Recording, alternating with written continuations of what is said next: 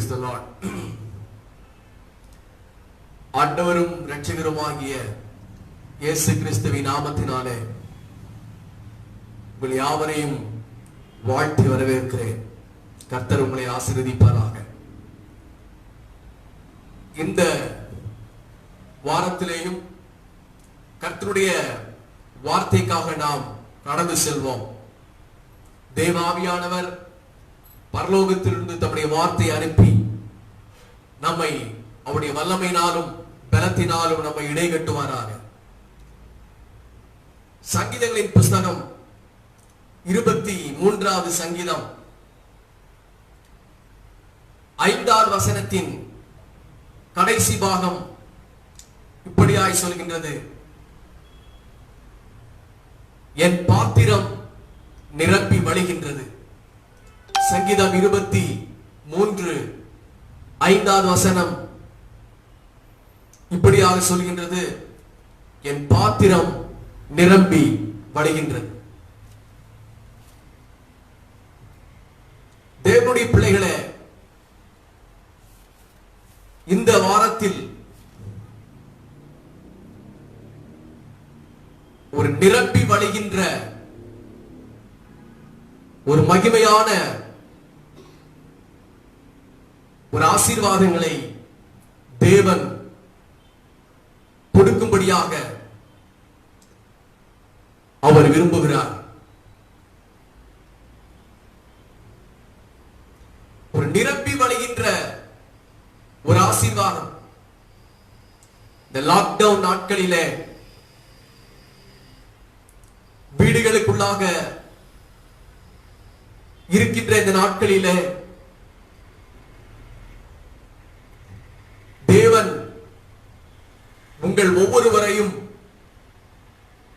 சங்கீதம் 23 அந்த வசனங்களிலே சொல்லப்பட்ட ஒரு நிரம்பி வழிகிற ஆசீர்வாதங்களை அவர் கொடுப்பதாக வாக்குத்தத்தம் கொடுக்கின்றார். உங்கள் வாழ்க்கையில் ஒன்றுமே குறைவுபடாத அளவுக்கு உங்களுடைய வாழ்க்கையின் ஒவ்வொரு பகுதியிலும் சகலவற்றிலும் குறைவு இல்லாத நிரம்பி வழிகின்ற ஒரு ஆசீர்வாதத்தை ஆண்டவர் உங்களுக்கு வாக்குத்தத்தம் பண்ணுகின்றார். 23வது சங்கீதத்தை முழுவதுமாக வாசிக்கின்ற பொழுது கர்த்தர் நம்முடைய மேற்பெயராய் இருக்கின்றார். ஒவ்வொரு விசுவாசிகளுடைய வாழ்க்கையிலேயும் நம்முடைய பிரதான மேய்ப்பர் ஆண்டவராய் இயேசு கிறிஸ்து. நாம் அவருடைய கைக்குள்ளான ஆடுகளும் அவர் மேய்ச்சலின் ஆடுகளுமாக இருக்கின்றோம். ஆகவே ஒரு தாழ்ச்சி அடையாத, வறண்டு போகாத ஒரு வாழ்க்கையை கொடுக்கும்படியாகத்தான் நல்ல மேய்ப்பனாகிய இயேசு கிறிஸ்து நம்மை நடத்தி கொண்டிருக்கிறார். அவர் நம்மை புல்லுள்ள இடங்களில் மேய்த்து அமர்ந்த தண்ணீர்கள் அண்டையில் நம்மை கொண்டு போய் விடுகிற ஆண்டவராய் இருக்கிறார். ஒரு நல்ல மேய்ப்பன் தன்னுடைய ஆடுகளை எங்கே மேய்ச்சல் அதிகமாக இருக்கின்றதோ, எங்கே பசும்புல்கள் அதிகமாக வளர்ந்திருக்கின்றதோ அந்த இடத்திலே கொண்டு போய் தன்னுடைய ஆடுகளை மேய்க்கின்ற ஒரு நல்ல மேய்ப்பன். அதே போலதான் நம்முடைய மேய்ப்பனாகிய ஆண்டவராய் இயேசு கிறிஸ்துவும் மேய்ச்சல்கள் நிறைந்த இடத்திலே தேவன் நம்மை நடத்துகின்றார், நடத்த போகின்றார். கூட மாத்திரமல்ல, அமர்ந்த தண்ணீர்கள், ஒரு அமைதலாய் இருக்கின்ற ஒரு தண்ணீர் நிறைந்த இடத்திலே ஆண்டவர் நம்மை கொண்டு போய் நம்முடைய தாகத்தை தீர்க்கும்படியாக ஆடுகளாகி நம்மை ஆண்டவர் நடத்த அவர் வல்லமை உள்ள தேவனாக இருக்கின்றார். நம்முடைய ஆத்துமாவை தேற்றுகிற ஆண்டவர் அவர். ஒருவேளை ஆறுதல் இல்லாமல், தேறுதல் இல்லாமல் உங்களுடைய ஆத்துமா இருக்குமே ஆனால் ஆண்டவராகிய தேவன் சொல்லுகிறார், தேவன் உங்களுடைய ஆத்துமாவை தேற்றுவார்.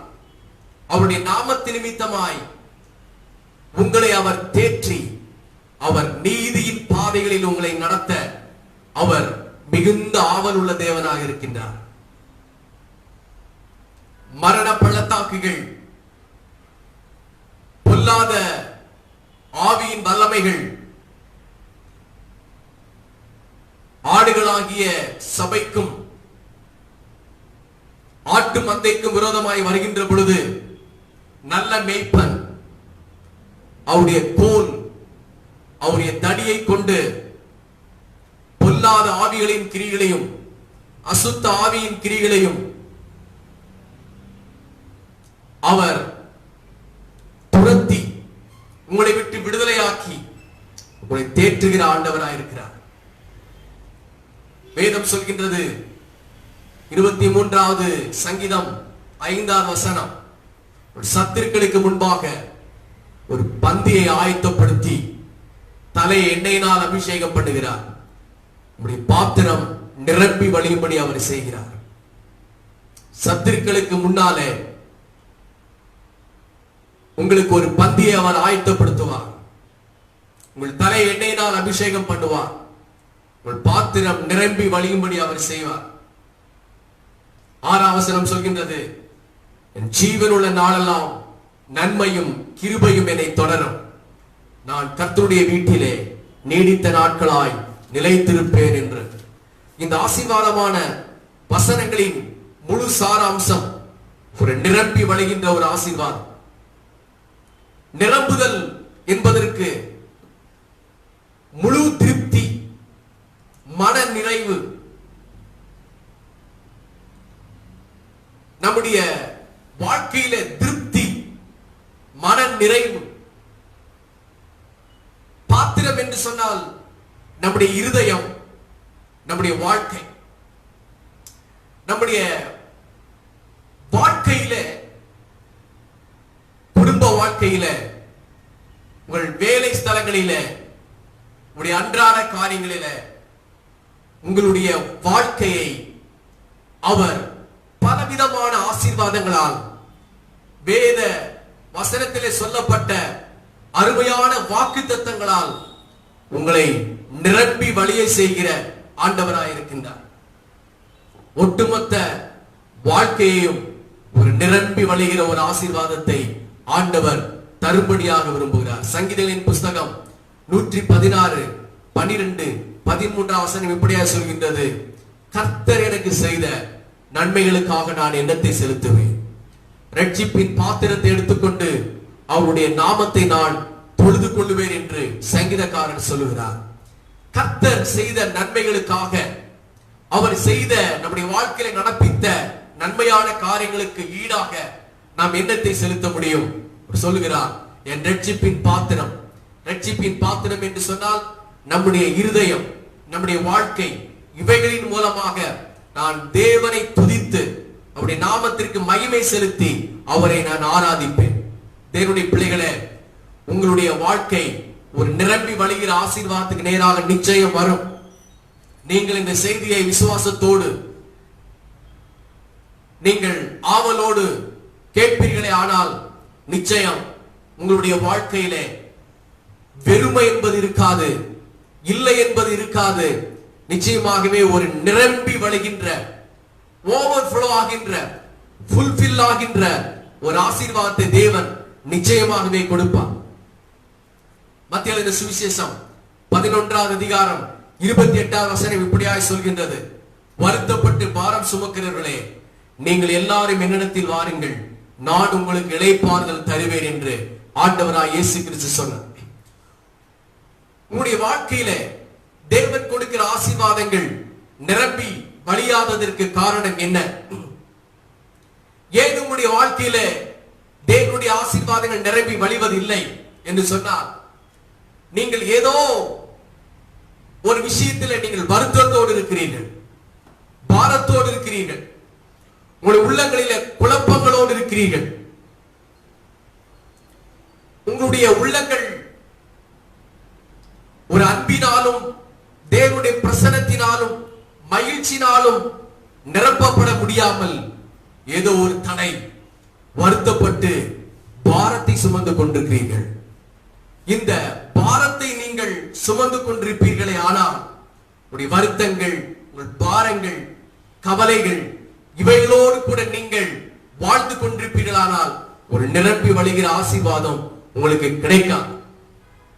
மாறாக உங்கள் பாரங்களை, உங்கள் கவலைகளை தேவனிடத்திலே சொல்லி உங்கள் ஆத்துமாக்களிலே மகிழ்ச்சியோடும் உங்களுடைய இருதயத்திலே விசுவாசத்தோடும் தேவ பலத்தோடும் நீங்கள் தேவனை நோக்கி ஜெபித்து விசுவாச வாழ்க்கை வாழ்வீர்களே, ஆனால் நிச்சயமாகவே உங்கள் நிரம்பி வழிகிற ஆசீர்வாதத்தை ஆண்டவர் நிச்சயமாகவே கொடுப்பார்.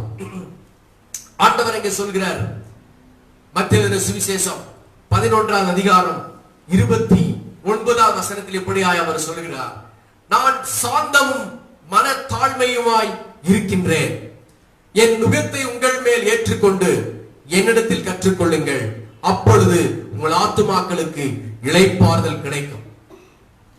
முதலாவது, உங்கள் ஆத்துமாக்குள்ளே ஒரு இளைப்பாறுதல் வேண்டும். உங்கள் ஆத்துமா திருப்தியாக இருக்க வேண்டும். உங்கள் ஆத்துமாவிலே ஒரு நம்பிக்கை இருக்க வேண்டும். உங்கள் ஆத்துமாவிலே ஒரு விசுவாசம் இருக்க வேண்டும். உங்கள் ஆத்துமா அலைசடிப்படுகின்ற, அலைந்தோடுகிற ஒரு கடல் அலை போல கொப்பளித்துக் கொண்டிருக்குமே ஆனால், அங்கும் இங்குமாக அலைந்து கொண்டிருக்குமே ஆனால், ஒரு நிலைவரமான விசுவாசம் இல்லாமல் உங்கள் ஆத்துமா, உங்கள் சிந்தை, உங்கள் செயல்கள் அலசடிப்பட்டுக் கொண்டிருக்குமே ஆனால் உங்களுக்கு இளைப்பாறுதல் கிடைக்காது. இளைப்பாறுதல் இல்லை என்று சொன்னால் நீங்கள் தேவனை துதிக்க முடியாது, வேதத்தை வாசிக்க முடியாது, தேவ சமூகத்திலே ஜெபிக்க முடியாது. நீங்கள் ஜெபிக்கவில்லை, வேத வசனத்தை வாசிக்கவில்லை, தேவனுடைய சமூகத்தில் இல்லை என்று சொன்னால் தேவன் கொடுக்கின்ற ஒரு நிரம்பி வழிகின்ற ஒரு ஆசீர்வாதம் கிடைப்பதற்கு தடையாக மாறி போய்விடும். ஆகவே தேவனுடைய பிள்ளைகளே, ஆண்டவர் சொல்கிறாரு, நான் சாந்தமும் மனத்தாழ்மையுமாக இருக்கின்றேன், என் நுகத்தை உங்கள் மேல் ஏற்றுக்கொண்டு என்னிடத்தில் கற்றுக்கொள்ளுங்கள். ஆண்டவரிடத்தில் நீங்கள் கற்றுக்கொள்ளுகிற பொழுது உங்கள் ஆத்துமாக்களுக்கு இளைப்பாறுதல் கிடைக்கும். கிறிஸ்து இயேசுவை நீங்கள் கவனித்து பார்த்து, அவருடைய வாழ்க்கையை கவனித்து பார்த்து, அவருடைய தேவ பிரசன்னத்தை நீங்கள் கவனித்து பார்த்து, நீங்கள் உங்களுடைய ஆவிக்குரிய வாழ்க்கையிலே ஒவ்வொரு நாளும் நகர்வீர்கள் என்று சொன்னால் உங்கள் ஆத்துமாக்களுக்கு இளைப்பாறுதல் நிச்சயமாகவே கிடைக்கும். மத்தேயு சுவிசேஷம் 11:30 வசனம் இப்படியாய் சொல்கின்றது, என் நுகம் மெதுவாயும் என் சுமை லெகுவாயும் இருக்கின்றது என்று ஆண்டவர் சொன்னார். தேவனுடைய பிள்ளைகளிலே, உங்களுடைய இருதயத்திலே, உங்களுடைய வாழ்க்கையில உங்களுடைய இருதயம் நிரப்பி வழிகின்ற தேவனுடைய வல்லமையினாலும் தேவனுடைய பிரசன்னத்தினாலும் ஒரு நிரப்பி வழிகின்ற ஒரு வாழ்க்கையாக இருக்குமே ஆனால் உங்களுக்கு எந்த நுகமாக இருந்தாலும் அந்த நுகம் மெதுவாக இருக்கும். சுமை இருந்தாலும் அந்த சுமை லெகுவாக இருக்கும்.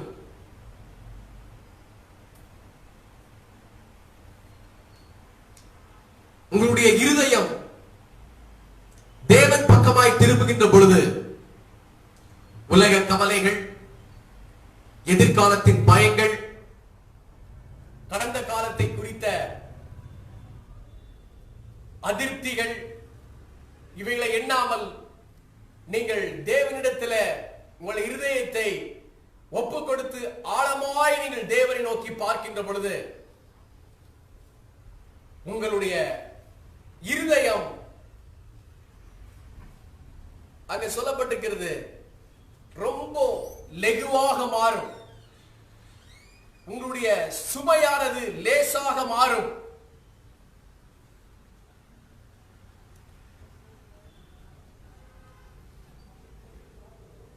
அங்கே ஆண்டவராய் இயேசு கிறிஸ்து அதைத்தான் சொன்னார், வருத்தப்பட்டு பாரம் சுமக்கிறவர்களே நீங்கள் எல்லாரும் என்னிடத்தில் வாருங்கள், நான் உங்களுக்கு இளைப்பாறுதலை தருவேன் என்று ஆண்டவர் சொன்னார். நம்முடைய உள்ளம் சாஃப்டாக ஆண்டவர் மாற்றுவார். நம்முடைய இருதயத்தை அவர் மிருதுவாக மாற்றுவார். ஆகவே தான் அவர் சொல்கிறார்கள் சாஃப்ட்வேர். சாஃப்ட்வேர் அப்படின்னு சொன்னால் மென்பொருள் என்ற அர்த்தம். மென்மையான பொருள். அதை ரொம்ப ஜாக்கிரதையாகவும் அதை மிகுந்த கவனத்தோடும் நீங்கள் கையாள வேண்டும். ஒரு சில பெரிய பெரிய பார்சல்கள் போட்டிருப்பார்கள். அதில் வெளியிலே போட்டிருக்க, வெளியிலே நாம் படிக்கின்ற பொழுது சாஃப்ட் ஹேண்டில், ரொம்ப சாஃப்டாக அதை ஹேண்டில் பண்ணுங்க அப்படின்னு போட்டிருப்பார்கள். நான் உள்ளே உடையும் பொருள்கள், கண்ணாடி பொருள்கள், விலை உயர்ந்த பொருள்கள் இருக்கும். ஆகவே அது சாஃப்டா ஹேண்டில் பண்ணுங்க என்று சொல்லியிருப்பார்கள். அதே போல நம்முடைய இருதயம் தேவன் வாசம் பண்ணுகிற ஒரு ஆலயமாக இருக்கின்றது.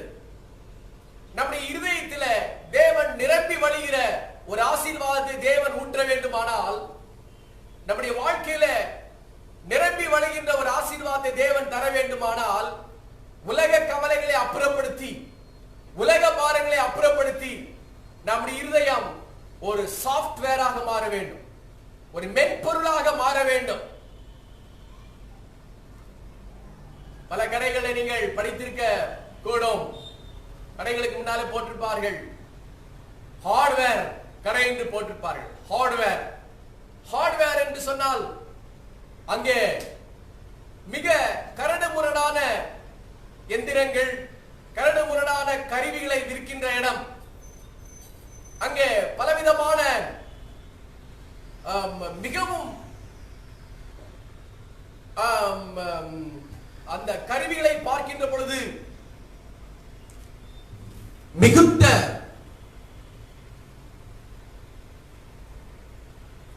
ஹார்டா காணப்படும், கடினமான கடினத்தன்மை உள்ளதாக காணப்படும். அதுக்கு கடினமான பொருட்கள் விற்கின்ற இடம் என்ற அர்த்தம். தேவனுடைய பிள்ளைகளே, உங்களுடைய இருதயத்திலே ஆண்டவர் நிரம்பி வழிகின்ற ஆசீர்வாதத்தை இன்றைக்கு அவர் தர வேண்டுமே ஆனால், நீங்கள் செய்ய வேண்டிய காரியம் உங்களுடைய உள்ளத்திலிருந்து கவலைகளையும் உங்கள் உள்ளத்திலிருந்து பாரங்களையும் நீங்கள் அப்புறப்படுத்த வேண்டும். உங்களுடைய இருதயம் சாஃப்ட்வேராக மாற வேண்டும், மென்பொருளாக மாற வேண்டும். அந்த மென்மையான இருதயத்திலே தான் ஆண்டவர் வாசம் பண்ணி, அந்த மென்மையான இருதயத்தை தான் ஆண்டவர் தம்முடைய அபிஷேகத்தை ஊற்றி அதை நிரம்ப பண்ணுகிற தேவனாக இருக்கின்றார். லூக்கா சுவிசேஷம் 21:34 நீங்கள் வாசிப்பீர்களே ஆனால், ஆண்டவர் அங்கே அருமையாக சொல்கிறார், உங்கள் இருதயம் பெருந்திண்டியினாலும் வெறியினாலும் லௌகீக கவலைகளினாலும் பாரமடையாதபடிக்கு எச்சரிக்கையாருங்கள். நம்முடைய உள்ளத்திலே ஆண்டவர் நிரம்பி வழிகிற ஆசீர்வாதத்தை ஊற்ற வேண்டுமே ஆனால், உங்களுடைய இருதயம் பெருந்திண்டி, வெறி, லௌகீக கவலை, இந்த மூன்றும் உங்கள் இருதயத்தை ஆக்கிரமித்துக் கொள்ளக்கூடாது. எல்லாவற்றிலும் ஒரு அடக்கம், எல்லாவற்றிலும் ஒரு திருப்தி, எல்லாவற்றிலும் ஒரு அளவு, இவைகளை நீங்கள் வைத்துக் கொள்வீர்களே ஆனால், முழுவதுமாக தேவனுடைய ஒரு மென்பொருளாக, தேவன் பயன்படுத்துகிற ஒரு சாஃப்ட்வேராக நீங்கள் மாறுவீர்களே ஆனால், உங்கள் இருதயத்தில் பெரும் திண்டியை குறித்த பாரம் இருக்காது. ஆண்டவர் சொன்னார் நீதிமொழிகள் புஸ்தகத்தில், நீ போஜன பிரியனா இருந்தால் உன் தொண்டையிலே கத்தியை வை. ஆகவே கிடைப்பதெல்லாம் சாப்பிட்டு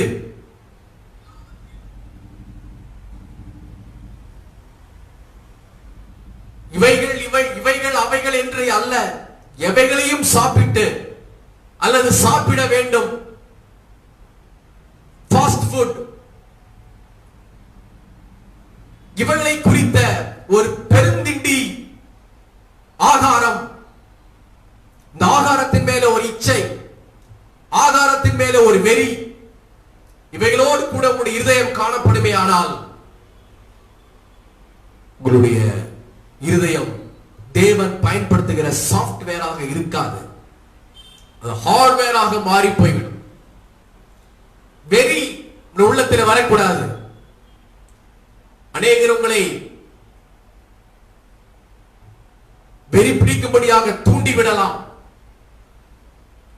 உங்களை உசுப்பேத்தி விடலாம், உங்களை கோபமூட்டலாம். வார்த்தையினாலும் சொல்லினாலும் செயலினாலும் எழுத்தினாலும் உங்களுடைய செய்கையினாலும் உங்களை வெறி முட்டும்படியாக அநேகர் எழும்பலாம். ஆனால் உங்கள் இருதயம் வெறி அடையக்கூடாது. உங்கள் இருதயம் சாப்ட்வேராக மாற வேண்டும். நம்முடைய இருதயம் மென்பொருளாக மாறுமையானால் நம்முடைய வாழ்க்கையில ஆண்டவர் நிரம்பி வழிகிற ஆசீர்வாதத்தை அவர் தருவார். ஆதியாகமம் 4ஆம் அதிகாரம் 8ஆம் வசனத்துல காயினுக்கு வெறி, என்ன வெறி? தன்னுடைய சகோதரனாகிய ஆபேலை குறித்த ஒரு வெறி. ஆண்டவர் என் சகோதரனின் காணிக்கையையும் என் சகோதரனையும் ஏற்றுக்கொண்டு அங்கீகரித்தார், என்னையோ என் காணிக்கையோ அவர் அங்கீகரிக்கவில்லை என்ற ஒரு வெறி அவனுக்குள் வந்தது, பொறாமை வந்தது. வந்தபடினாலே அவனுக்குள் இருந்த தேவ பிரசன்னம் அவனை விட்டு விலகி போனது. வெறி பிடித்தவனாய் காணப்பட்டான். அந்த வெறி எங்கே கொண்டு போய் சேர்த்தது? அவனை கொலை செய்யும்படியாக தூண்டினது. உலகத்திலே முதல் கொலை எங்கே நடந்தது என்று சொன்னால் அங்கே ஆதியாகமம் 4ஆம் அதிகாரம் 8ஆம் வசனத்தில் தான் நடந்தது.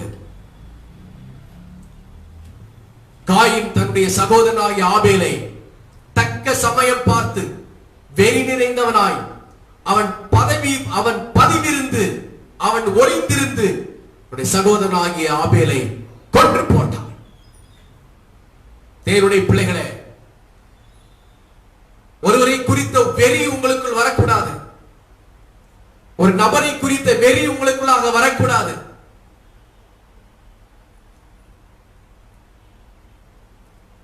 ஒரு குறிப்பிட்ட பொருளை குறித்த வெறி உங்களுக்கு வரக்கூடாது. ஒரு குறிப்பிட்ட காரியத்தை குறித்த வெறி உங்களுக்குள் வரக்கூடாது. அப்படி இருக்குமே ஆனால் தேவன்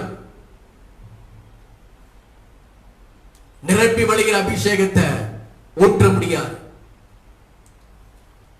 ஆதியாகமத்தின் புஸ்தகத்திலே யாக்கோபுக்கு ஒரு வெறி இருந்தது. என்ன வெறி?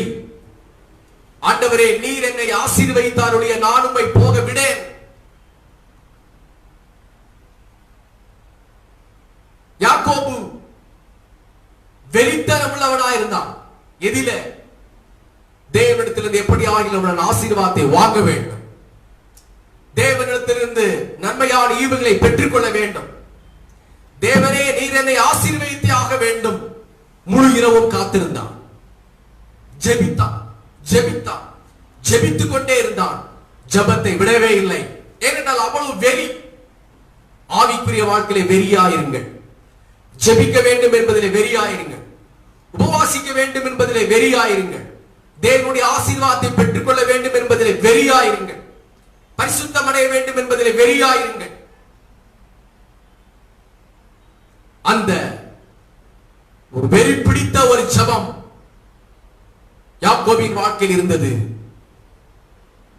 விடியற் காலம் ஆன பொழுதிலும் தேவனை எழுந்திருக்க ஒட்டாமல் தேவனுடைய பாதத்தை இறுக்கமாக பிடித்துக் கொண்டான். ஆண்டவர் விடியற் காலத்திலே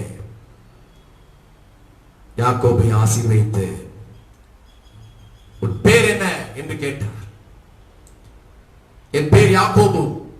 ஆண்டவர் சொன்னார், உன் பேர் இனி யாக்கோபு அல்ல, நீ எத்தன் அல்ல, இனி நீ இஸ்ரவேல், நீ ஆசீர்வதிக்கப்பட்டவன். அநேகரை நீ ஆசீர்வதிக்க பிறந்தவன், உன்மேல் நிரம்பி வழிகிற அபிஷேகத்தை ஊற்றுகிறேன் என்று சொல்லி பிதாவாகிய தேவன் யாக்கோபின் மேல நிரம்பி வழிகிற ஒரு அபிஷேகத்தின் ஆசீர்வாதத்தை ஊற்றி அனுப்பினார். Praise God, hallelujah. 1 சாமுவேலின் புத்தகம் 18வது அதிகாரம் 9வது வசனத்தில் வாசிக்கின்ற பொழுது, மேலுள்ள வசனங்களை நீங்கள் வாசிப்பீர்களே ஆனால் இஸ்ரவேலின் ஜனங்கள் எல்லாரும், ஸ்திரீகள் எல்லாரும் எருசலேமின் வீதிகளிலே வந்து சவுல் கொன்றது 1000, தாவீது கொன்றது 10000. சவுல் கொன்றது 1000, தாவீது கொன்றது 10000 என்று சொல்லி தாவீது பெலிஸ்தேன் ஆகிய கோலியாத்தை முறியடித்து வந்து வெற்றி வாகை சூடினதை குறித்து இஸ்ரவேலின் ஜனங்கள் தாவீதை புகழ்ந்தார்கள், தாவீதை பாராட்டினார்கள்.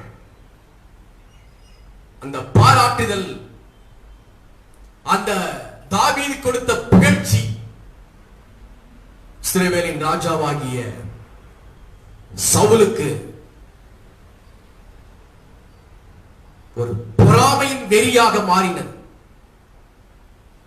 நான் ராஜாவாக இருக்கின்றேன், ஆனால் ஒரு வாலிபரை எல்லாரும் புகழ்கின்றார்களே, இவனை சும்மா விடக்கூடாது என்று சொல்லி 1 சாமுவேல் 18:9 வசனத்தை வாசிக்கின்ற பொழுது, அன்று முதற்கொண்டு சவுல் தாவீதை காய்மகாரமாய் பார்த்தான், பொறாமையின் வெறியோடு கூட பார்த்தான். தேவனுடைய பிள்ளைகளே, உங்கள் உள்ளத்திலே ஒரு பொறாமை இருக்குமானால், பொறாமையின் வெறி இருக்குமே ஆனால், தேவன் உங்களை நிரம்பி வழிகிற ஆசீர்வாதத்துக்கு நேராக கொண்டு போய் சேர்க்க முடியாது. அன்றிலிருந்து சவுல் ராஜா தாவீதை கொலை செய்யும்படியாக வகை தேடினான். சுற்றி சுற்றி திரிந்தான் தாவீதிற்கு பின்னாலே. ஆனால் தாவீதை பட்டயத்தினாலே கொலை செய்யும்படியாக தேவன் அனுமதி கொடுக்கவே இல்லை. தேவன் அனுமதி கொடுக்கவே இல்லை. சவுல் பொறாமை கொண்டபடினாலே அவனுக்குள்ளாக ஒரு பொல்லாத ஆவியை ஆண்டவர் அவன் இருதயத்திற்குள்ளாக விட்டார் என்று சில வேதத்தில் வாசிக்கின்றோம். பொறாமை, எரிச்சல், சூதுவாது, கன்னிங் மைண்ட்,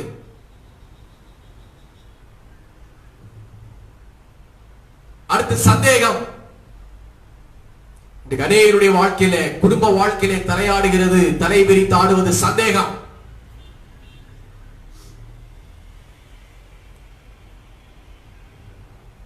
அது ஒரு அசுத்த ஆவி.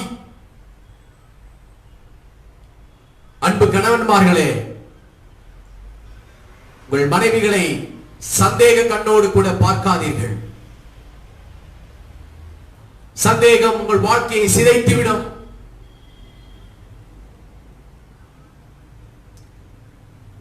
அன்பு மனைவிமார்களே, உங்கள் கணவனை சந்தேக கண்ணோட்டத்தோடு பார்க்காதீர்கள். அது உங்கள் வாழ்க்கையில தேவனுடைய ஆசீர்வாதத்தை கொடுப்பதை தடுத்துவிடும்.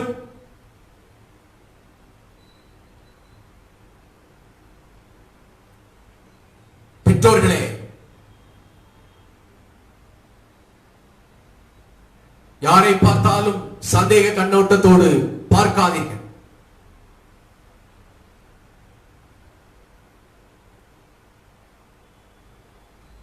உங்களுடைய பிள்ளைகளை குறித்து, உங்களுடைய மகனை குறித்து சந்தேக கண்ணோடு கூட பார்க்காதீர்கள். உங்களுடைய பிள்ளைகளை குறித்து சந்தேக கண்ணோடு கூட பார்க்காதீர்கள். சில பெற்றோர்கள் உண்டு, வாலிப பிள்ளைகள் பாத்ரூமுக்கு போனாலும் கூடவே போகிறவர்கள், கழிவறைக்கு போனாலும் கூடவே போகிறவர்கள், சந்தேக பேய் எங்கேயாவது ஒரு பக்கம் பிச்சுட்டு போயிடும். உங்க வீட்டுக்கு வருகிற ஜனங்கள் எல்லாம் ஒரு கண்ணோட்டத்தோடு பார்த்து, மனைவியை பத்திரப்படுத்திக் கொள்கிறவர்கள், பிள்ளைகளை பத்திரப்படுத்திக் கொள்கிறவர்கள் நிறைய பெற்றோர்கள் இருக்கிறார்கள். அவருடைய வேலையே அதுதான். வாழ்க்கையில் ஆசீர்வாதம் இல்லாமல், நிரப்பி வழிகிற ஆசீர்வாதம் இல்லாமல் போவதற்கு அது ஒரு காரணமாக இருக்கக்கூடும். லூக்கான சுவிசேஷம் 21:34 தெளிவாய் சொல்கின்றது, உங்கள் இருதயம் பெருந்திண்டியினால், வெறியினாலும், லௌகீக கவலைகளினாலும் பாரம் அடையாதபடி உலக பாரம் உங்களுக்குள்ளாக வரக்கூடாது. தேவையில்லாத பாரம் உங்களை அமிழ்த்தக்கூடாது.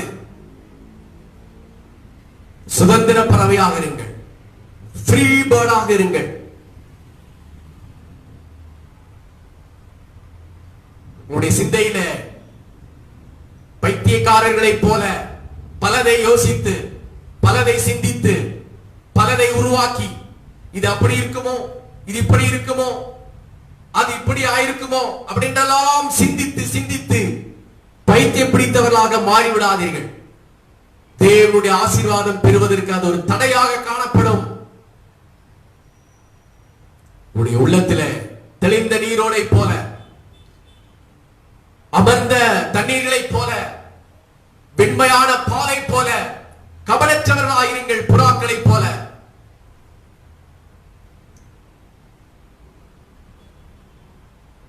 சர்ப்பங்களை போல வினா உள்ளவர்களாக இருக்க வேண்டும் என்று சொல்லி சந்தேக கண்ணோட்டத்தோடவே பார்த்து கொண்டிராதீர்கள். புறாக்களை போல கபடற்றவர்களாயிருங்கள். வேதம் சொல்கின்றது, கர்த்தர் கபடற்றவர்களை காக்கின்றார்.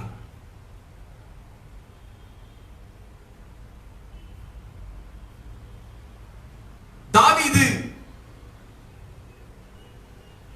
அருமையான ஒரு மனுஷன். அவருடைய இருதயம் எப்பொழுதுமே கர்த்தரை குறித்தே நிரம்பி நிரம்பி வழிகின்ற ஒரு இருதயமாய் காணப்பட்டது. ஆகவே தான் சங்கீதம் 45 அவர் 1 வசனத்தில் சொல்கின்றார், என் இருதயம் நல்ல விசேஷத்தினால் பொங்குகின்றது. சொல்லுங்கள், என் இருதயம் நல்ல விசேஷத்தினால் பொங்குகின்றது. என் இருதயம் நல்ல விசேஷத்தினால் பொங்குகின்றது. தாவீதுடைய இருதயம் பொங்கி பொங்கி வழிந்தது. எதற்காக? பொறாமையினாலே பொங்கவில்லை, சந்தேக கண்ணோட்டத்தோடு பொங்கவில்லை, வெறியினாலே பொங்கவில்லை, தேவையில்லாத கவலைகளினாலே பொங்கவில்லை. இதெல்லாமே அவர் மூட்டை கட்டி தூக்கி எறிந்து, என் இருதயம் நல்ல விசேஷத்தினாலே பொங்குகின்றது. நான் ராஜாவை குறித்து பாடின கவியை சொல்லுவேன், என் நாவு விரைவா எழுதுகிறவனுடைய எழுத்தாணி. கீழுள்ள வசனங்கள்லாம் படித்து பாருங்க, ரொம்ப ஆச்சரியமாக அவருடைய இருதயம் நல்ல விசேஷம், குட் நியூஸ். எலும்புகளையும் நரம்புகளையும் கிளர்ச்சி அடைய செய்கின்ற நல்ல செய்தி. நீதிமொழிகள் புத்தகத்தில் சொல்லப்பட்டிருக்கிறது, நற்செய்தி எலும்புகளை புஷ்டியாக்கும். தூரத்திலிருந்து வருகின்ற நற்செய்தி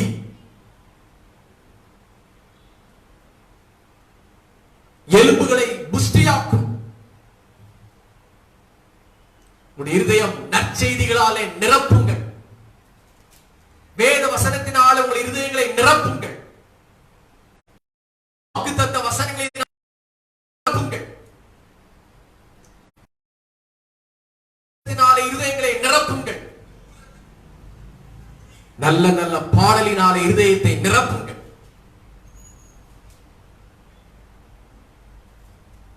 சோம்பேறியின் மூளை பிசாசின் தொழிற்சாலை. தேவபோல உங்களுடைய மூளையை, உங்களுடைய இருதயத்தை பிசாசின் தொழிற்சாலையாக மாற்றி கண்டதையெல்லாம் யோசித்து, கண்டதையெல்லாம் நீங்கள் பார்த்து உங்களுடைய இருதயத்தை தீட்டுப்படுத்திக் கொள்ளாதீர்கள். ஹalleluya. உங்களை குறித்து மற்றவர்கள் என்ன சொன்னாலும் நீங்கள் பயப்படக்கூடாது. உங்களை குறித்து யார் என்ன சொன்னாலும் அஞ்சக்கூடாது.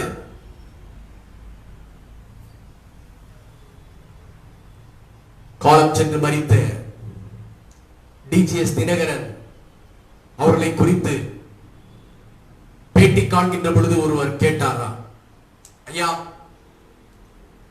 நீங்கள் இவ்வளவு வயதான ஒரு ஊழியராயிருக்கிறீர்கள், எல்லா தேசங்களுக்கும் போய் கர்த்தருடைய வார்த்தையை சொல்லி இருக்கிறீர்கள், லட்சக்கணக்கான மக்களை கர்த்தரை நீங்கள் ரட்சிப்பின் பாதையை கொண்டு வந்திருக்கிறீர்கள், ஆனால் ஒரு கூட்டம் உங்களை குறித்து பல தவறான விசேஷங்களை, செய்திகளை தவறாக சொல்லுகிறார்களே, தவறாக பரப்புகிறார்களே, இதை குறித்து நீங்கள் என்ன சொல்கிறீர்கள் அப்படின்னு மைக் பிடித்தார்களாம். அதற்கு அவர் சொன்னாராம், நான் தேவனை பாடுவதற்கும் தேவனை துதிப்பதற்கும் ஊழியம் செய்வதற்கும் எனக்கு நேரம் இன்னும் பத்தாமல் இருக்கின்றது. யார் யாரோ என்னை பற்றி சொல்கிறார்கள் என்பதற்காக நான் அதை பார்க்க வேண்டிய அவசியம் கிடையாது. எனக்கு அந்த வேலை இல்லை. என்னுடைய வேலை கர்த்தரை துதிப்பது, கர்த்தரை பாடுவது, கர்த்தருக்கு ஊழியம் செய்வது என்று அந்த பேட்டி அவர் நிறுத்திவிட்டார். அது அல்லவா ஒரு முதிர்ச்சி உள்ள ஊழியரின் அபிஷேகம். விசுவாசியே, இவர்கள் என்னை குறித்து சொன்னார்கள், உன்னை குறித்து சொன்னார்கள், நம்மை குறித்து சொன்னார்கள் அப்படி என்று வெறி பிடித்து அலையாதீர்கள்.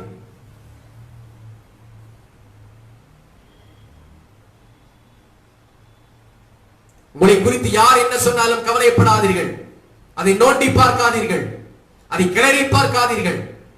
உங்கள் வேலை ஜெபிக்கின்ற வேலை, வேத வாசிக்கின்ற வேலை. அப்பொழுதுதான் உங்களுடைய உள்ளம் கரைப்படாமல் இருக்கும். நிரம்பி வழிகிற ஆசீர்வாதத்தை ஆண்டவர் ஊற்றுவார். Praise God. தேவனுடைய நாமம் மகிமைப்படுவதாக. 14வது அதிகாரம் 1ஆம் வசனத்திலே யோவான் சொல்கிறார், உங்கள் இருதயம், உண்மையான ஒரு வார்த்தை பாருங்கள், உங்கள் இருதயம் கலங்காமல் இருப்பதாக தேவனிடத்தில் விசுவாசமாயிருங்கள். உங்கள் இருதயம் கலங்கக்கூடாது. உங்கள் ரட்சிப்பின் பாத்திரம், தேவன் கொடுத்த பாத்திரமாகிய உங்களுடைய வாழ்க்கை, உங்கள் இருதயம் கலங்கக்கூடாது, திகைக்க கூடாது. ஆண்டவர் சொன்னார், உங்கள் இருதயம் கலங்காதிருப்பதாக தேவனிடத்தில் விசுவாசமாயிருங்கள், என்னிடத்திலும் விசுவாசமாயிருங்கள்.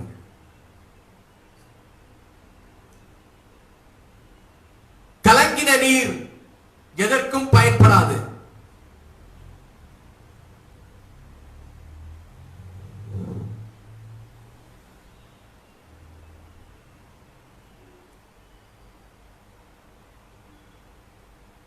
முழுப்புடம் தழும்பாது என்று சொல்வார்கள். உங்கள் இருதயத்திலிருந்து கவலைகளை தூக்கி எறிந்து, கலக்கங்களை தூக்கி எறிந்து என் இருதயத்தை ஒருமுகப்படுத்தும் ஆண்டவரே.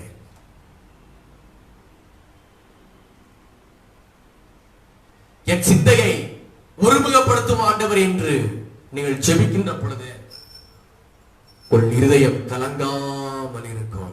ஹல்லேலூயா. இன்னும் வேதத்தில் நீங்கள் வாசிப்பீர்களே ஆனால், கொரிந்தியர் புத்தகத்திலே பவுல் அழகாக எழுதுகிறார், கர்த்தரே ஆவியானவர், கர்த்தருடைய ஆவியானவர் எங்கேயோ அங்கு விடுதலை உண்டு. ஆவியானவர் உங்கள் உள்ளத்திற்குள்ளே வருகிற பொழுது அங்கு அசுத்த ஆவி இருப்பதற்கு இடம் இல்லை. பரிசுத்த ஆவியானவர் உங்களுடைய இல்லத்திற்குள்ளே வருகின்ற பொழுது அங்கே அசுத்த ஆவியில் கிரியை செய்ய இடம் இல்லை. கவலை, கண்ணீர், பலதரப்பட்ட உலகத்திலே நடக்கின்ற கிரியைகள், அசுத்தங்கள் அங்கே இடம் தர மாட்டார். ஏசாயா 61 முழு வசனங்களை நீங்கள் வாசிக்கின்ற பொழுது ஏசாயாவின் மூலமாக ஆண்டவராகிய தேவனை குறித்து அங்கே சொல்லப்பட்டிருக்கிறது. கர்த்தராகிய தேவனுடைய ஆவியானவர் என் மேல் இருக்கிறார்.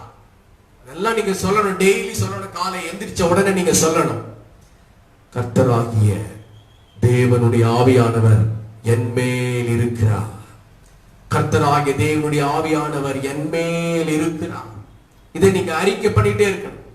கர்த்தராகிய தேவனுடைய ஆவியானவர் உங்கள் மேல் இருப்பாரே ஆனால் உங்களுக்குள் உங்கள் பாத்திரம் நிரம்பி வழியும். கர்த்தராகிய தேவனுடைய ஆவியானவர் உங்களுக்குள்ளே இருப்பாரே ஆனால் மற்றவர்களை நீங்கள் குறை சொல்ல மாட்டீர்கள், குற்றம் கண்டுபிடித்துக் கொண்டிருக்க மாட்டீர்கள், அவளை தூற்றிக் கொண்டிருக்க மாட்டீர்கள். மற்ற உங்களை குறித்து காரியங்களை நீங்கள் சின்ன காரியத்தை பெரிதாக மாற்றிக் கொண்டிருக்க மாட்டீர்கள். தூசியை உதறிவிட்டு எழுந்திருப்பீர்கள். எல்லாம் ஒரு தூசியை போல தட்டி விட்டு எழுந்து கொண்டிருப்பீர்கள். உங்கள் இருதயம் நிரம்பி வழியும். சொல்றாரு, கர்த்தராகிய தேவனுடைய ஆவியானவர் என் மேல் இருக்கிறார். 1ஆம் வசனம், இருதயம் நொறுங்குண்டவர்களுக்கு காயம் கட்டுகிறார். உங்கள் இருதயம் நொறுங்குண்டிருக்கின்றதா? சொல்லுங்கள், கர்த்தராகிய தேவனுடைய ஆவியானவர் என் மேல் இருக்கிறார் என்று சொன்னால் உங்கள் இருதயத்தின் காயங்களை அவர் கட்டுவார். இதயத்தின் காயத்தை ஆற்றிடும் எந்தன் தேவனே,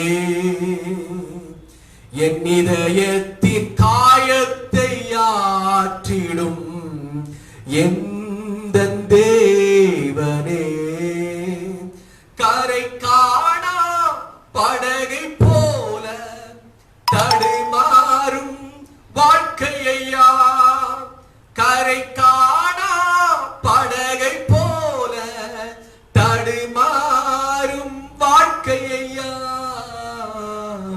இதயத்தின் காயத்தை ஆற்றிடும் எந்தன் தேவனே, என் இதயத்தின் காயத்தை ஆற்றிடும் எந்தன் தேவனே. இதயத்தின் காயத்தை அவர் ஆற்றுவார். ஒரு உண்மையான கர்த்தருடைய பிள்ளைக்கு இதயத்தின் காயத்தை ஆற்றுகிறவர் நண்பன் அல்ல, இதயத்தின் காயத்தை ஆற்றுகிறவர் சகோதரன் அல்ல, இதயத்தின் காயத்தை ஆற்றுகிறவர் கணவன் அல்ல, மனைவி அல்ல, இதயத்தின் காயத்தை ஆற்றுகிறவர் கர்த்தர். என் இதயத்தின் காயத்தை ஆற்ற யாருமே இல்லையே என்று நீங்கள் சொன்னால் நீங்கள் இன்னும் முதிர்ச்சி அடையவில்லை என்று சொல்லி அர்த்தம். ஒரு இதயத்தின் காயத்தை கர்த்தர் ஆற்றுவார். மனுஷனை நம்புவதை பார்க்கிலும் கர்த்தர் பேரில் பற்றுதலாய் இருப்பதே நலம். பிரபுக்களை நம்புவதை பார்க்கிலும் கர்த்தர் பேரில் பற்றுதலாய் இருப்பதே நலம். நாசியில சுவாசமுள்ள மனுஷனை நம்புவதை விட்டு விடுங்கள் என்று ஆண்டவர் சொல்லியிருக்கிறார். ஹல்லேலூயா. தேவனை மாத்திரம் தன் பிரியபரமாய் நம்பிக்கொண்டிருக்கிற மனுஷன் பாக்கியவான். நண்பன் உங்களை விட்டு ஓடி போவார். பெற்றோர்கள் ஒரு நாள் உங்களை விட்டு மறைந்து போவார்கள். உடன்பிறப்புகள் ஒரு நாள் உங்களை விட்டு மறைந்து போவார்கள். நீங்கள் நம்பிக்கொண்டிருக்கிற விசுவாசிகள் ஒரு நாள் உங்களை விட்டு மறைந்து போவார்கள். நீங்கள் நம்பிக்கொண்டிருக்கிற ஊழியர் ஒரு நாள் உங்களை விட்டு மறைந்து போவார். நீங்கள் யாரை நம்பிக்கொண்டிருப்பீர்கள்? உங்கள் நம்பிக்கை யார் மேலே? உங்கள் நம்பிக்கை கர்த்தர் மேலே வையுங்கள். கர்த்தரிடத்திலே கேளுங்கள். மனுஷன் உங்களை ஆறுதல் படுத்த முடியாது, மனுஷன் உங்களை தேர்தல் படுத்த முடியாது. கர்த்தர் ஆறுதல் படுத்தினால் அந்த ஆறுதல் 100% உங்கள் இருதயத்தை நிரம்பி வழிய பண்ணும்.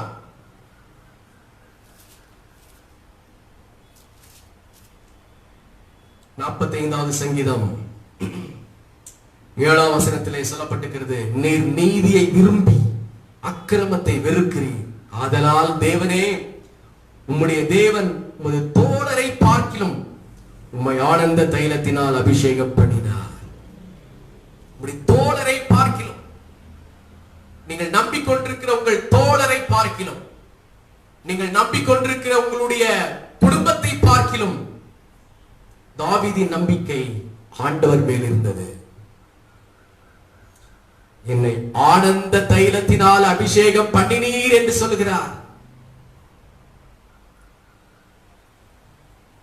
உங்களை ஆனந்த தைலத்தினாலே ஆண்டவர் அபிஷேகம் பண்ண வேண்டுமே ஆனால் உங்கள் நம்பிக்கை தேவன் மேல் இருக்க வேண்டும்.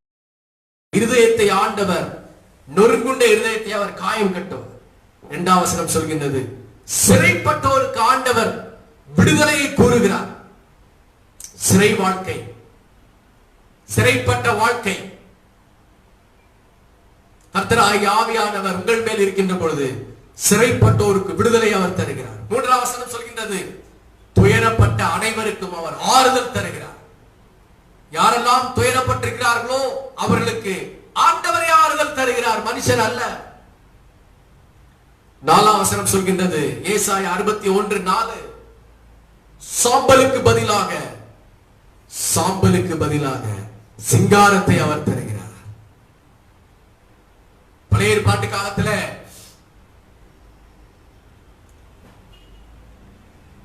உபவாசம் இருந்து ஜெபிக்கிறவர்கள் தன்னுடைய வஸ்திரங்களை கிழித்துக் கொண்டு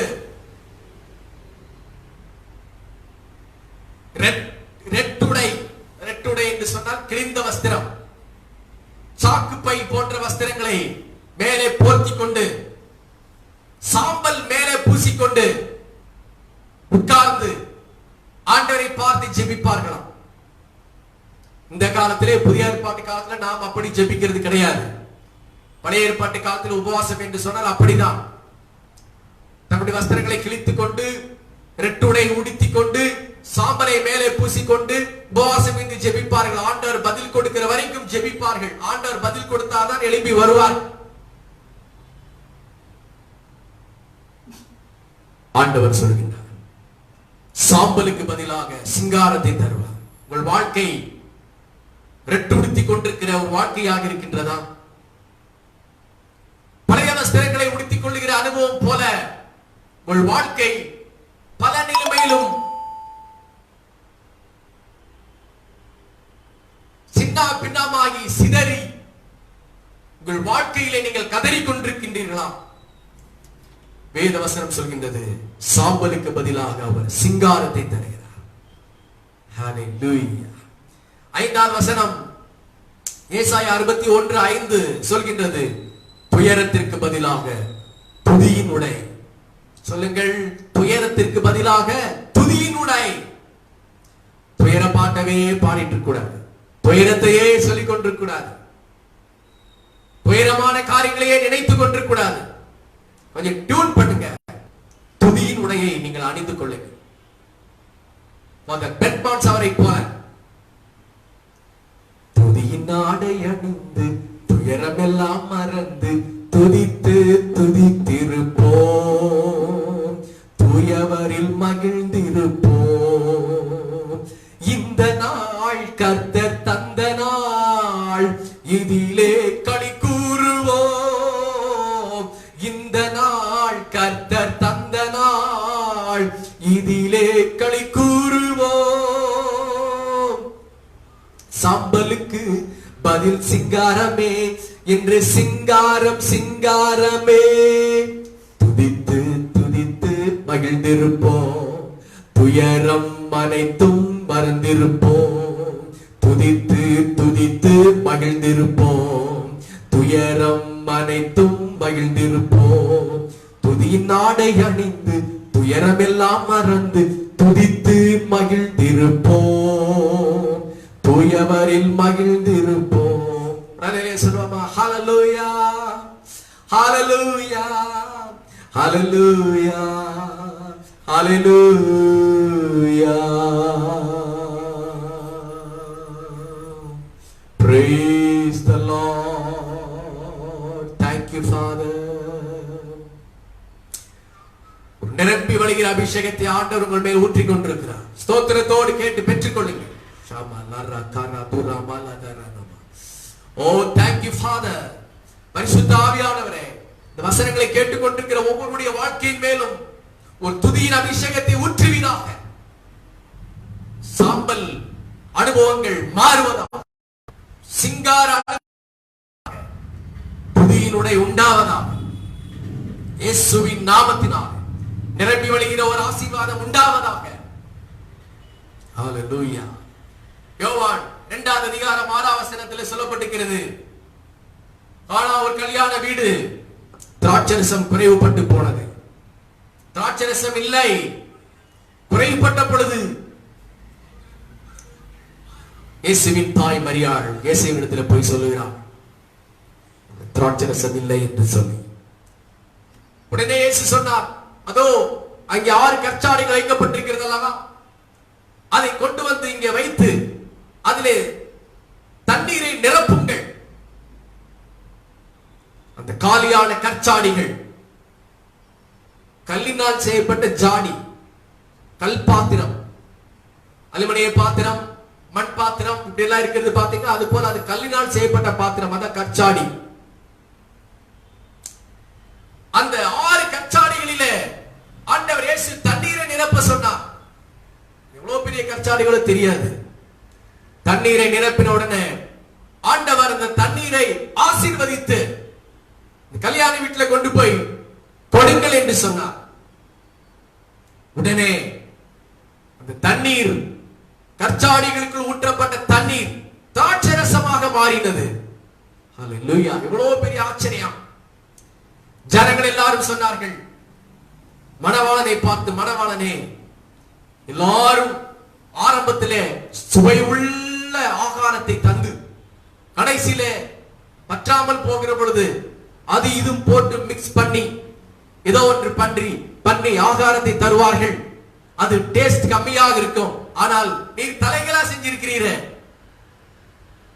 முதல் ருசி குறைந்திருந்தது, கடைசியில ருசி அதிகமாக இருக்கிறது என்று சொல்லி மணவாளன் எல்லாரும் வாழ்த்தினார். அங்கே ஆண்டவர் ஒரு அற்புதத்தை செய்தார். வெறுமனே தண்ணீர் ஒரு சுவை மிகுந்த திராட்சரசமாய் மாறினது. தோன்குட மாத்திரமல்ல, திராட்சரசம் நிரம்பி வழிந்தது. தேவனுடைய பிள்ளைகளே, உங்கள் வாழ்க்கையிலே இல்லை இல்லை என்று நீங்கள் சொல்லிக் கொண்டிருக்கிறீர்களா? நீங்கள் தேவனை நோக்கி ஜெபிங்கள். கர்த்தராகிய தேவனுடைய ஆவியானவர் என் மேல் இருக்கிறார் என்று நீங்கள் தேவனை நோக்கி விசுவாச அறிக்கை செய்யுங்கள். உங்கள் இருதயத்தை சந்தோஷமாக வைத்துக் கொள்ளுங்கள். கவலைகளை அப்புறப்படுத்துங்கள். என்ன நடக்கும்? முன்னால் இருந்த திராட்சரசத்தை விட பின்னால் இருக்கிற திராட்சரசம் சுவை மிகுந்ததா இருக்கும். உங்களுடைய முற்கால வாழ்க்கையை விட பிற்கால வாழ்க்கை உங்களுக்கு சுவை நிறைந்ததாக இருக்கும். எஸ், ஆண்டவர் அப்படியே மாற்றுவார். இதை கேட்டுக்கொண்டிருக்கிற தேவ ஜனமே, நீங்கள் பிறந்தது முதற்கொண்டு இந்த நாள் வரைக்கும் நீங்கள் அனுபவித்த வாழ்க்கையை விட இனிமேல் கொண்டு வருகிற வாழ்க்கை தான் உங்களுக்கு சுவை மிகுந்த வாழ்க்கையாக இருக்கும். தேவனுடைய ஆவியானவர் உங்கள் மேல் இருந்தால், உங்கள் உள்ளத்திலே தேவ ஆவியானவர் இருந்தால் கட்டாயமாக நடக்கும் சுவை மிகுந்த வாழ்க்கையாக மாறும். நிரம்பி வழிகிற ஒரு திராட்சரசத்தை, மிகுந்த தானியத்தையும் திராட்சரசத்தையும் ஆண்டவர் உங்கள் வீடுகளிலே தந்தருளுவாராக. யாத்திராகமத்தின் புத்தகம் 16:12 சொல்கின்றது, இஸ்ரவேல் ஜனங்கள் எகிப்தை விட்டு கானானுக்குள் யாத்திரை போகின்ற பொழுது அவர்கள் சொன்னார்கள், ஆண்டவரே, நாங்கள் வெறுமனே காய்கறிகளை சாப்பிட்டு கஷ்டமா இருக்கின்றது, எங்களுக்கு மாமிசம் வேண்டும், சாப்பிடுவதற்கு மாமிச ஆகாரம் வேண்டும் என்று ஆண்டவரை பார்த்து கேட்டார்கள். நடந்த சம்பவம் என்ன? அன்றைக்கு சாயங்காலத்திலேயே அவர்கள் இருந்த அந்த வனாந்திரத்தில், அந்த வனாந்திரம் முழுவதும் காடைகளால் வந்து நிரம்பினது. ஹல்லேலூயா. கீழ்காற்றை ஆண்டவர் வீச பண்ணினார். எங்கும் காடைகள், எதிலும் காடைகள், காடைகள் நிரம்பி வழிந்தது. உடனே அவர்கள் கர்த்தருக்கு நன்றி செலுத்தி ஸ்தோத்திரம் பண்ணி அந்த காடைகளை சமைத்து அவர்கள் மாமிச ஆகாரத்தை திருப்தியாக சாப்பிட்டார்கள். ஹல்லேலூயா. தேவன் அவர்களுக்கு பரிபூர்ணமான காடைகளை கொடுத்து அவர்களை ஆசீர்வதித்தார். விடியற் காலத்தில் நடந்த சம்பவம் என்ன? விடியற் காலத்தில் பனி பெய்கின்ற வேளையில யாத்திராமத்தின் புஸ்தகம் 16, 13, 14 சொல்கின்றது, விடியற் காலத்தில் பாளையத்தை சுற்றிலும் வனாந்தரம் மீதெங்கும் மன்னா பெய்தது. 31 வசனம், மன்னா என்றால் என்ன? யாத்திராமத்தின் புஸ்தகம் 16, 13, 14 மன்னா எப்படிப்பட்டது? அது தேனிட்ட பணியாரத்தை போல சுவையானது. தேனிட்ட பணியாரத்தை விட டேஸ்ட். கொத்துமல்லி அளவாய் உருண்டையா இருந்தது, பொன்னிறமாய் இருந்தது. அது ஆண்டவரே டெய்லி ஆயத்தம் பண்ணி அனுப்பி தந்தார். டெய்லி ஆண்டவர் டிஃபன் அவர்களுக்கு அனுப்பி தந்தார். ஜனங்கள் போய் காலையிலே அதை எடுத்துக்கொண்டார்கள்.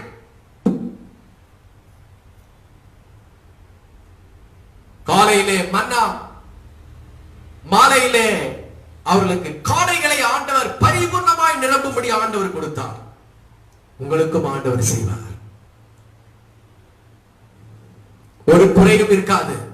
ஆகாரத்திற்கு ஒரு குறையும் இருக்காது. திராட்சரசத்திற்கு ஒரு குறையும் இருக்காது.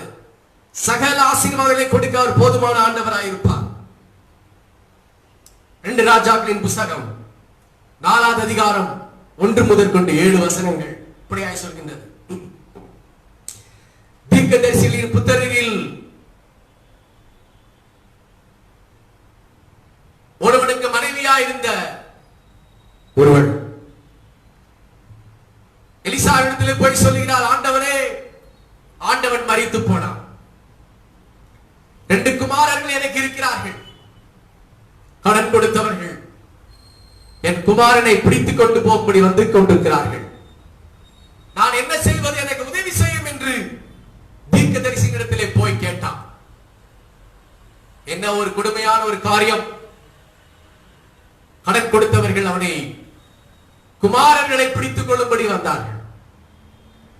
உடனே தீர்க்கதரிசி எலிசா கேட்கிறார், மகளே, பயப்படாதே. உன் வீட்டில் உன்னிடத்தில் என்ன இருக்கின்றது, என்ன வைத்திருக்கின்றாய் என்று கேட்டார். அதற்கு அந்த மகள் சொன்னாள், ஆண்டவரே, என் வீட்டில் ஒன்றுமே இல்லை, ஒரே ஒரு குடம் எண்ணெய் மாத்திரமே உண்டு. ஒரே ஒரு குடம் எண்ணெய் மாத்திரமே உண்டு, வேறு ஒன்றும் இல்லை. தீர்க்கதரிசி சொன்னார், நீ போய் உன் அயல் வீட்டுக்காரர்கள் இடத்திலே, பக்கத்து வீட்டுக்காரத்திலே காலியான பாத்திரங்கள் எல்லாம் நிறைய வாங்கி கொண்டு வா. நிறைய காலியான பாத்திரங்களை வாங்கி கொண்டு வந்து அந்த ஒரு குடம் எண்ணெய் இருக்கின்றதா, அந்த எண்ணெயை எடுத்து காலி பாத்திரங்கள் எல்லாவற்றிலும் ஊற்று சொன்னான். உடனே இந்த மகள் போய் அக்கப்பக்கத்தில் எத்தனை பாத்திரங்கள் வாங்க முடியுமோ, பெரிய பெரிய பாத்திரங்கள், எவ்வளவு பாத்திரங்களை வாங்க முடியும், எல்லாவற்றையும் வார்த்து எல்லாவற்றையும் வாங்கி கொண்டு வந்து தன்னுடைய பிள்ளைகளிடத்தில் அதை பிடிக்க சொல்லி அந்த ஒரு குடம் எண்ணெயை வைத்து ஊற்றுகிறாள். பாத்திரம் எல்லாம் நிரம்ப, ஒரே ஒரு குடம் எண்ணெய் எல்லா பாத்திரங்களிலும் ஊற்ற ஊற்ற நிரம்பி நிரம்பி நிரம்பி நிரம்பி வழிகின்றது. எல்லா பாத்திரமும் நிரம்புகின்றது. வைப்பதற்கு இடம் இல்லை, ஊற்றுவதற்கு பாத்திரம் இல்லை. அந்த ஒரு குடம் எண்ணெய் எல்லா பெரிய பெரிய குடங்களையும் நிரப்பிட்டு, எத்தனை 100 லிட்டர் எண்ணெய் வந்ததோ தெரியவில்லை, இல்லாமல் எத்தனை 1000 லிட்டர் எண்ணெய் வந்ததோ எனக்கு தெரியவில்லை, அதன் அளவு இங்கே சொல்லப்படவில்லை. எல்லா பாத்திரங்களிலும் எண்ணெய் நிரப்பினது. கடைசியாக அந்த மகன் சொல்கிறார், மகனே, இன்னொரு பாத்திரம் கொண்டு வா. மகன் சொன்னார், இல்லை, பாத்திரம் முடிந்தது. சொன்ன உடனே இங்கேயும் எண்ணெய் முடிந்தது. இல்லை என்று சொன்ன உடனே எல்லாம் முடிந்தது. ஒரு சில கடைகளில் போய் கேட்டுப்பார்கள், பச்சை மிளகாய் கொடுங்க அப்படின்னு கேட்டா கடைக்காரர் சொல்லுவாரு, வர மிளகாய் இருக்குன்னு சொல்லுவார்.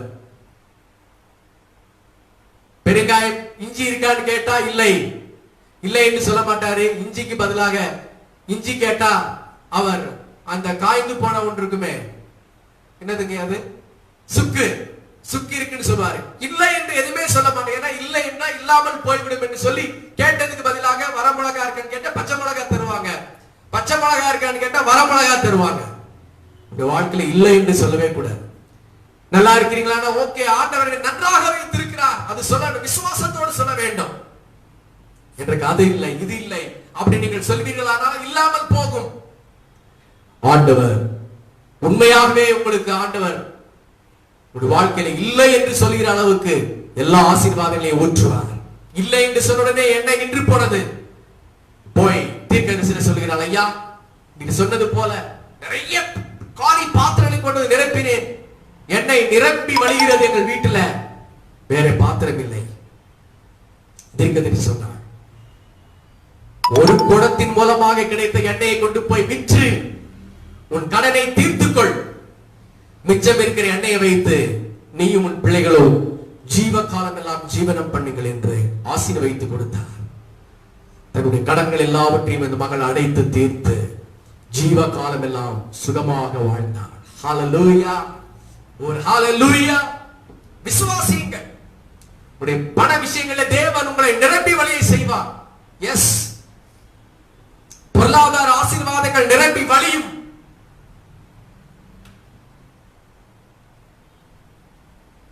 இந்த லாக்டவுன் நாட்களில விசுவாசிகளிடத்துல கேட்டேன், போன் பண்ணி எல்லாரும் சொன்னார்கள், ஐயா முன்னாடி இருந்ததை விட இந்த லாக்டவுன் நாட்கள் தான் ஆண்டவர்களை ரொம்ப ஆசீர்வாதமா வச்சிருக்கிறாரு, நல்லா இருக்கிறோம்.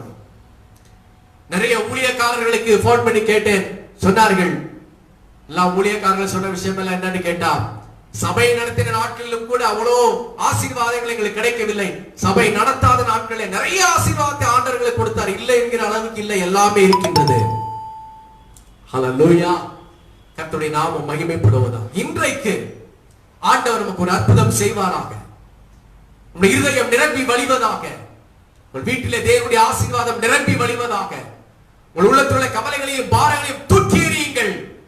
ஆனந்த தைலத்தினால் ஆண்டவர் உங்களை அபிஷேகம் பண்ணுவார். ஒன்று, திராட்சரசம் நிரம்பி வழியும் உங்கள் வீட்டிலே.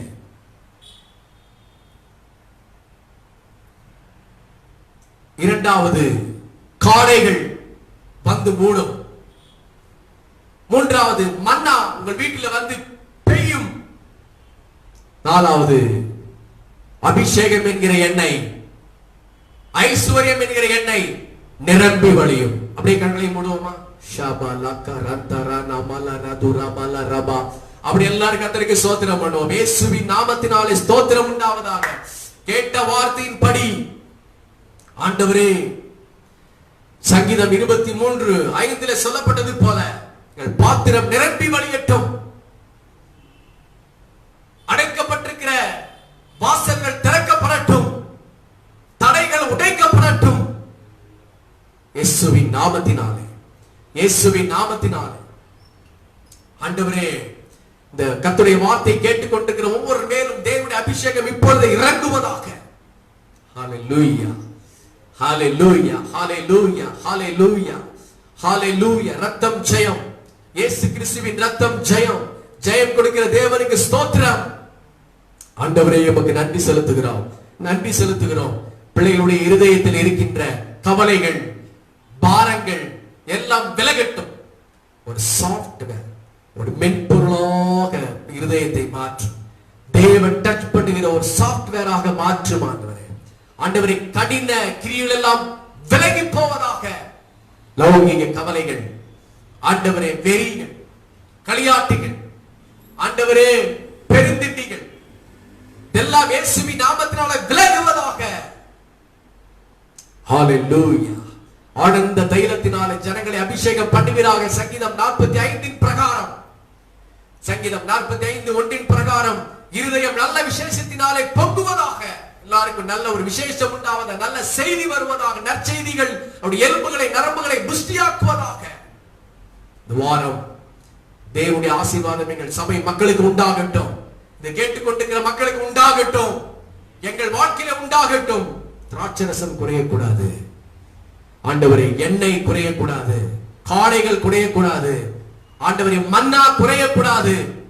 குறைகளை எல்லாம் கிறிஸ்து இயேசுவுக்குள் மகிமையிலே நிறைவாக்குவீராகப்பா.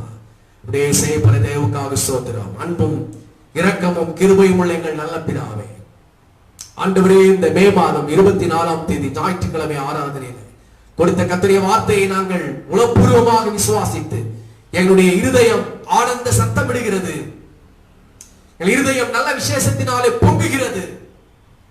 எங்கள் இருதயம் பொங்கி பொங்கி வழியட்டும் ஆண்டவரே. ஊற்று தண்ணீரே, ஊற்று தண்ணீரே, பொங்கி பொங்கி வா என்று இஸ்ரவேல் ஜனங்கள் வனாந்திரத்திலே பாடினார்கள். அது போல எங்கள் இதயத்திலே ஊற்று நதிகள், ஜீவ தண்ணீருள்ள நதிகள் பொங்கட்டும். ஹல்லேலூயா. இயேசுவின் நாமத்தில் அந்தகார அசுத்தாவின் வல்லமைகள், தடைகள், கிரிகள் ஒழியட்டும். கேட்டுக்கொண்டிருக்கிற ஒவ்வொருடைய வாழ்க்கையில ஒரு அற்புதம் நடப்பதாக. விசுவாச மக்கள் ஆண்டவர் ஆசீர்வதிக்கப்படுவார்களாக. இந்த வாரம் எல்லாம் நன்மையும் கிருபையும் தொடரட்டும்.